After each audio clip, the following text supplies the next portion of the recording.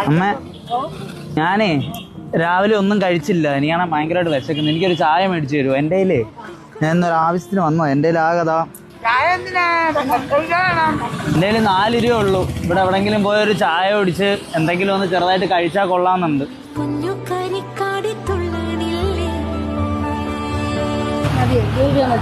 ചായക്കുള്ള പൈസ മതി അമ്മേ.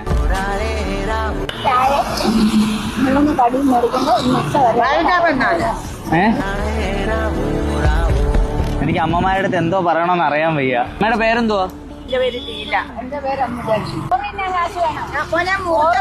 ചോറ് എന്തില്ലേലും കുഴപ്പമില്ല. തൽക്കാലം വിശപ്പ് മാറാനായിട്ട് ഒരു ഗ്ലാസ് ചായ. എത്ര രൂപ കിട്ടും ഒരു ദിവസം?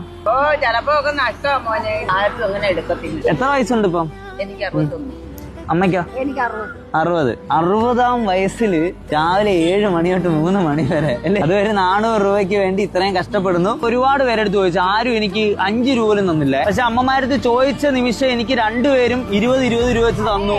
ഞങ്ങളൊരു നല്ലത് ചെയ്യുമ്പോ ഞങ്ങളുടെ മക്കൾക്കും ആരെങ്കിലും ഇതേപോലെ തീർച്ചയായിട്ടും നമ്മുടെ കയ്യിലുണ്ടെങ്കിൽ കൊടുക്കുക.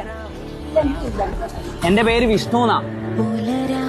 ഇന്ന് വൈകിട്ട് വരെ നീ വിശന്നിരിക്കണ്ടെന്ന് വിചാരിച്ച് മനസ്സറിഞ്ഞ് തന്ന പൈസ എന്റെ കയ്യിരിക്കും.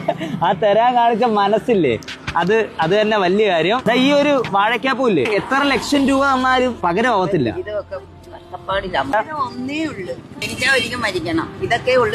എന്നെ കൊണ്ടാവുന്ന ചെറിയൊരു സമ്മാനം 2 പേർക്ക് ഞാൻ തരുവാണ്.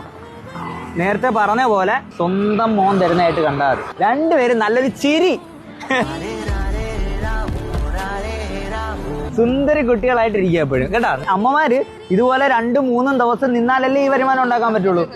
ഒരു 2-3 ദിവസം എനിക്ക് വേണ്ടി, വിഷ്ണുവിന് വേണ്ടി വിശ്രമിക്കുക.